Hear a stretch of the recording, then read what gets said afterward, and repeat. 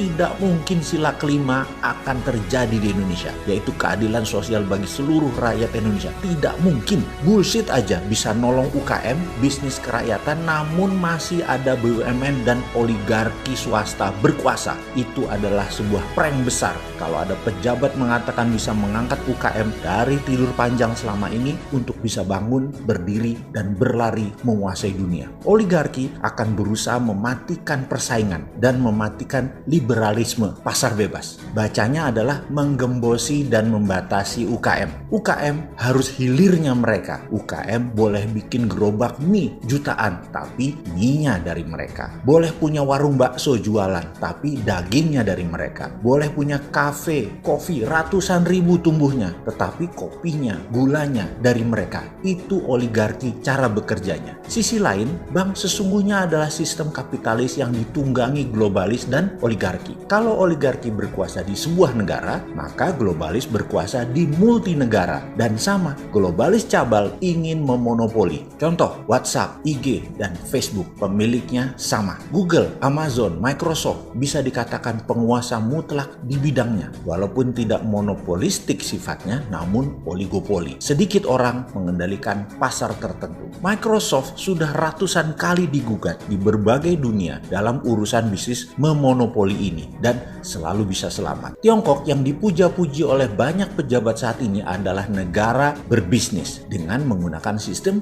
oligarki. Namun swastanya didukung oleh pemerintah untuk menggarap pasar domestik. Dia belah-belah itu sisi pasarnya. Jadi kalau mau tiru Tiongkok itu total tirunya. Jangan ikuti maunya Tiongkok seperti saat ini. Tiru total adalah seluruh proyek BUMN Cina pakai duit renminbi yang uang tersebut dicetak berdasarkan proyek. Nggak usah pinjem asing, cetak duit. Indonesia bisa lakukan itu. Semua proyek nasional pakai print money. Swasta di Tiongkok pakai mekanisme pasar normal biasa dan dukung dengan peraturan, yaitu perusahaan internasional batasi mainnya di lokal sampai swasta nasional menang. Jadi swasta nasional dilindungi pemerintah untuk melawan pebisnis asing. Sementara BUMN dan APBN garap bukan pasar nasional dalam tanda petik, tetapi pasar internasional dan proyek negara. Oligar asing masuk Tiongkok, dirangkul BUMN dan negara untuk garap pasar internasional. Kita juga bisa lakukan hal yang sama.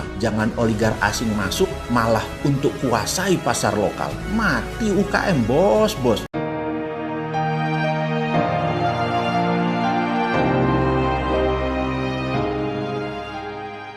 Oligarki itu bukan kapitalis. Sahabat, jangan pernah menganggap kaum oligar itu pejuang ekonomi kerakyatan. Salah besar. Mereka itu lintah darat. Walaupun terlihat pajak mereka besar, tetapi semua karena pakai fasilitas. Para oligar itu tidak pernah mendapatkan bisnis dengan cara normal, yaitu pasar bebas. Jadi nih ya, kita pastikan kalau di sebuah pemerintahan selama ada para oligarki, mustahil UKM bisa berdaulat. Oligar adalah memonopoli kekuasaannya. Mereka bisa merubah peraturan sebuah pemerintahan. Mereka bisa membeli pejabat. Mereka bisa menjadi penguasa tunggal atas sebuah produk atau komoditas. Tapi yang tersering kalau di Indonesia itu adalah dari komoditas. Oligar itu anti pasar bebas. Oligarki sesungguhnya tidak bisa menang berbisnis dengan pasar bebas. Namun mereka ubah peraturan sebuah negara dan untuk itu mereka mampu. Karena itu kembali ke pernyataan awal. Selama ada oligar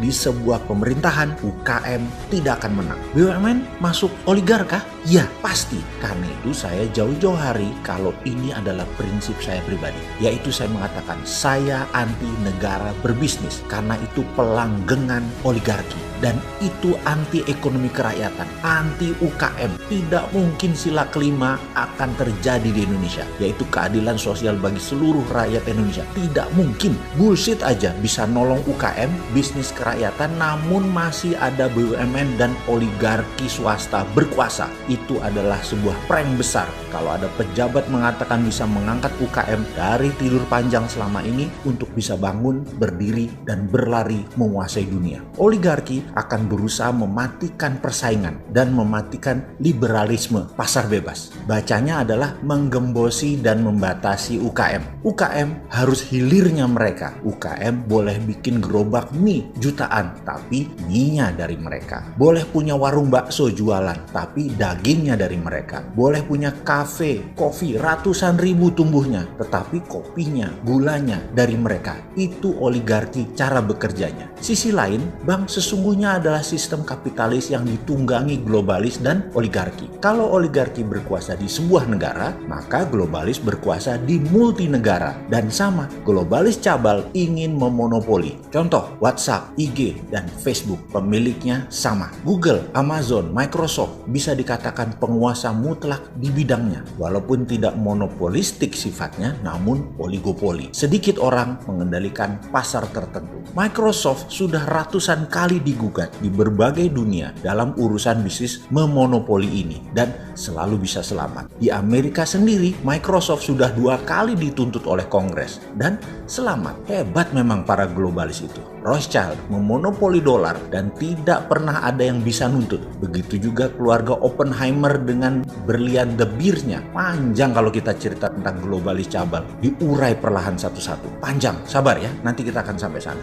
Bahkan, bank adalah bentuk sebuah sistem ekonomi yang memenangkan sistem kapitalis ala globalis. Hanya yang punya jaminan yang bisa pinjam. Jadi Anda, kita para rakyat kecil, duitnya dikumpulin di bank, tapi tidak bisa buat pinjam karena hanya 10% manusia yang punya jaminan, yaitu mereka yang kaya, yang dekat dengan kekuasaan, atau yang bermain dengan para oligark. Dan sedikit sekali yang bisa bermain di sana yang murni dari pasar bebas. Tiongkok yang dipuja-puji oleh banyak pejabat saat ini adalah negara berbisnis dengan menggunakan sistem oligarki. Namun swastanya didukung oleh pemerintah untuk menggarap pasar domestik. Dia belah-belah itu sisi pasarnya. Jadi kalau mau tiru Tiongkok itu total tirunya. Jangan ikuti maunya Tiongkok seperti saat ini. Tiru total adalah seluruh proyek BUMN Cina pakai duit renminbi yang uang tersebut dicetak berdasarkan proyek. Nggak usah pinjem asing, cetak duit.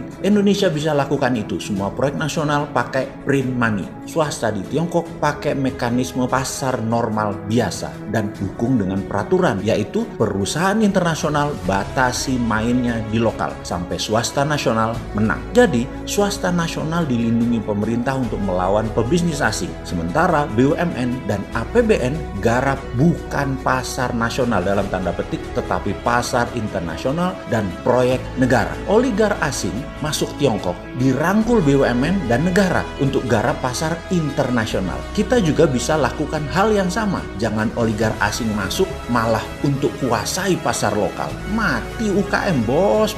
Bagaimana sih mimpin negara? Oke, informasi sekilas tadi sudah mulai terang benderang kan melihatnya? Wes ndang cepet dikerjain, ra usah kakean mikir ben ora ketok lemai. Apa perlu gua nih masuk got sekarang? Ntar pada panik lagi, nesu, marah-marah, kirim buzzer. Ya sudah, pakai aja idenya. Awas ya nggak dijalani, gua masuk gorong-gorong beneran nih.